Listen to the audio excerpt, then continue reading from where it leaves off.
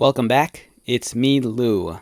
I'm here for another action figure unboxing and review, and today from Square Enix and their Play Arts Kai line, we are featuring the Dark Knight Trilogy number 2 Bane. So this is a much older action figure. This came out years ago. I was at a local collectible toy store and I saw this on the shelves. It was a figure I've been wanting for such a long time. It was priced for $50, which I think is pretty reasonable considering it's a Play Arts Kai action figure. Generally, I think most Play Arts Kai action figures run around maybe like $80 to $120 right out of the gate. This is a much older action figure and it's kind of hard to come by.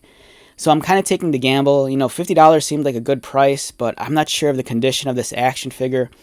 When I asked the shop owner, if the figure was complete and in decent shape, he looked dumbfounded and couldn't really give me an answer. So I decided, I'm just going to take a gamble on it. And, if the figure happens to be broken, I might be able to fix it. If not, then more power to me. The box art is beautiful. You have the Tom Hardy Bane standing in rain, and it's a very stylized image. And this image is actually the action figure itself because you can see the joint right there. So it's really cool. It kind of takes like a painted effect. On the back of the box, you have photos of the figure itself, and it's lovely. You have the Tom Hardy Bane. It's a very stylized figure. If you've handled Play Arts Kai figures before, they're very, very stylized. They're almost anime influenced. Which would make sense because the figures are produced by Square Enix, who are known for producing the Final Fantasy video games, as well as I think they also published Tomb Raider.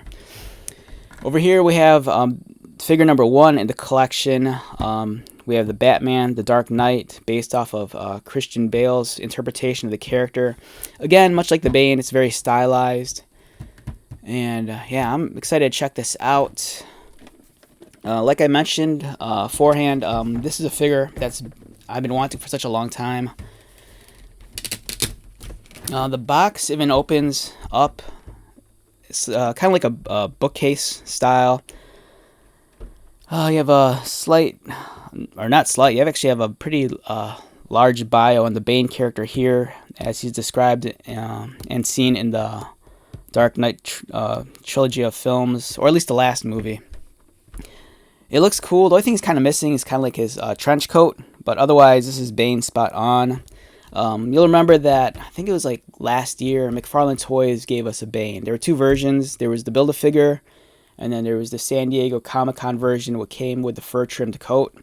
That one I reviewed on my channel. If you haven't seen that, check that out. It's a great figure. And then here's Bane. I apologize, this box is huge. It doesn't really fit under my camera all that well.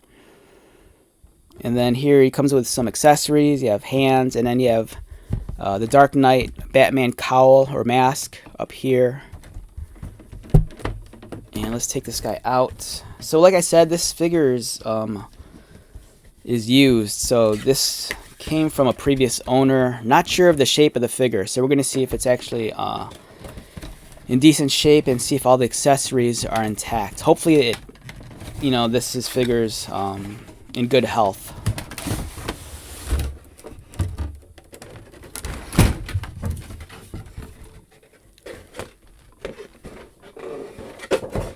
Alright, so here's the figure in the box. And just wait real quick. Let me lift this up. Alright, so the figure looks like it's like a weird piece of dust. First I thought this was like a dead bug. It's just lint. Right, so at first glance, it looks like the previous owner did not remove the stand. This does come with a display base. It's kind of like a frosted clear plastic, and then you have to assemble this yourself. And then here are the instructions. You can swap out the hands. You can put the broken mask in one hand. And here are the assembly instructions for creating the base that we see right here. It looks nice. There's a clasp so you can stand the figure properly. And then here's the figure.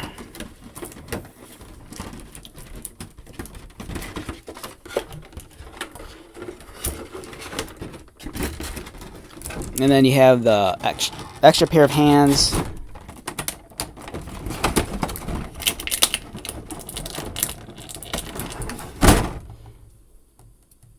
And then you have the Batman mask,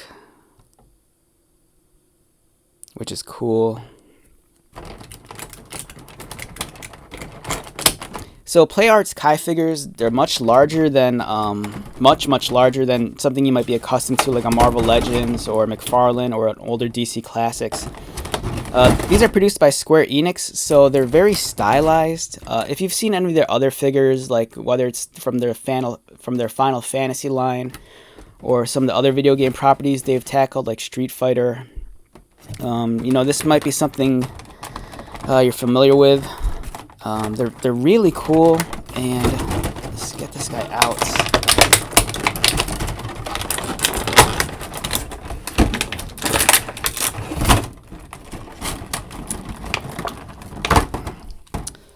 All right, so I think he's in decent shape.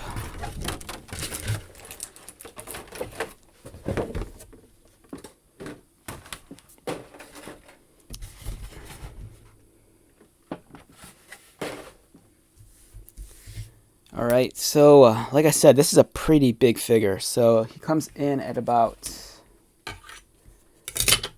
I want to say maybe 9 inches, I think. Yeah, and I'm right. He's a little bit over 9 inches.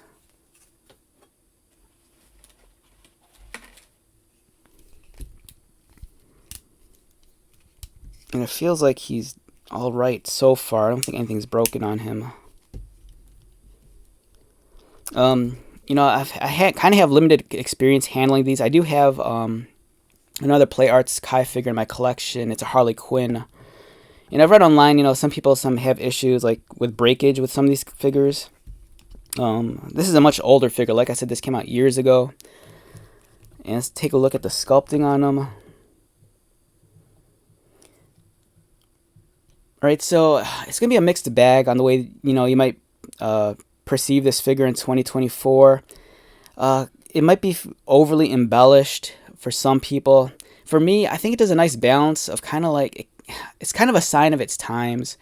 Keep in mind, the Dark Knight movies came out a long time ago. And, being a collector from like, God, since since like the 80s, I've seen the different evolution in terms of action figures. Stuff during the late 90s and early 2000s, we saw a lot of heavy washes. And kind of like, they're not necessarily messier paint jobs, but they were kind of used to create a much more realistic weathered look. And this figure kind of has that. And again, it's very dated because, nowadays we're really big on like, pinless designs and this, much more smoother aesthetic on the body. Where this one, you can see all the different breaks. They're very clearly visible.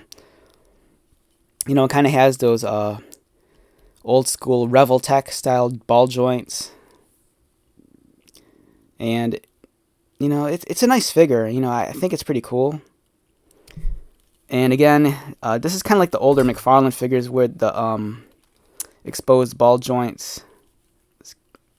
As you can see, let's just wait and get this into focus. Yeah, right there. God, my camera does not want to focus on this guy. This might help.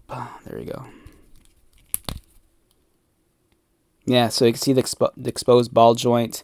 Again, it's kind of like a Revoltech style ball joint. And like the older McFarlane figures from close to 4 years ago, it's kind of like that. Very unsightly. But the sculpting, I think, is amazing. Again, the paint job, it's a sign of its times. It's a little bit sloppy, but I think it looks great. It's Bane with his tactical vest. And then he has this crazy mask. Again, this is very stylized. It's kind of more so different interpretation of the Tom Hardy Bane. It's not like as realistic as, say, the McFarlane or some of the other figures that you might have seen from other toy companies. But it looks fantastic. I love the variants and shades for the flesh tone. It looks really, really great. There's some freckling on his skin, different shades and different hues. You have some nice vein work, so he looks very vascular. The vest itself, beautiful texture. You kind of have that like a soft fabric mesh texture over here. His harnesses have the rivets and all the buckles. It looks really cool. You know, even the belt buckle, it kind of has that like brassy, worn varnish or finish to it. Yeah, so it looks great. In terms of the articulation, this is where I'm hoping he's not broken. So we'll see. Bane's head, it turns. Very versatile in terms of the movement. So it seems like you probably get some really nice poses with him. You know, he looks up, he looks down. You can kind of look over the shoulder. You know, his head can kind of roll. In terms of his arms, they go outward. This one feels a little bit stiff. The range of motion, it's not symmetrical either, because since the arms are sculpted very differently, the you know, where the plastic towards the upper arm is going to collide with the inside is going to be different. So this guy, his arm will only raise so high on his left side, whereas on his right side, I think it's a little bit lower. Yeah, it doesn't want to go all the way up, which is unfortunate. I don't want to force it either. Like I said, these figures are kind of prone to breakage. He has a bicep cut. And again, even though it's articulated, the movement's very limited. So action figures back then, I don't want to say they're poorly engineered. You know, they had the intent of giving figures a lot of articulation, but in terms of the engineering, they're not the best thought out, because as you can see, even though there's the cut, the range of motion isn't a whole lot. But I think where like stuff like with the elbows and the knees and the ankles is where you can get more articulation. You know, it allows you to roll, allows you to bend. But again, it's only single pinned, so you're not going to get that full. You know, some people really love it when the forearm could bend up toward the bicep. Wrist articulation, there's a cut mid-torso, so you can rotate. Doesn't really want to arch forward or arch back all that much. There is a waist swivel underneath here. And much like the McFarlane figures, you know, this is almost like a precursor to a McFarlane figure. You have the soft, rubbery waist here. The crotch piece is nice, soft plastic. Nice ratcheting hips, except the motion, again, the range of motion isn't a whole lot. The design is very similar to the McFarlane too. And keep in mind, this is a much older action figure. This came out years ago. Double jointed knees, so, and then articulated ankles. So in some ways, these figures are almost kind of feel like a precursor to the McFarlane stuff that we have now. And it's great. You know, for me, being a big fan of the Christopher Nolan films, especially just being a fan of Bane in general, I have so many Bane figures in my collection. I think this is awesome. The price, $50 for me, I thought it was a steal. Like I said, some of these figures, right out of the gate, I think they're priced anywhere between $100, or at least anywhere between $80 to like $120, I think. Secondary market prices on some of the figures, depending on the popularity of the character, could like be a lot. Also, you're looking at figures that might could run for like $120 to $150. And Bane's a popular character. I love Bane, but again, this is an older figure, older design.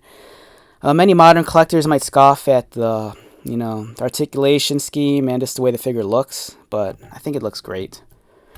And for a size comparison, here he is next to the McFarlane designed Batman, which came out years ago, maybe like close to 4 years already.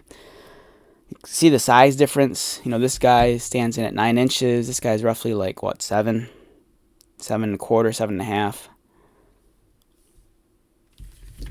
7.5. And then we have Hasbro Marvel Legends Vulcan.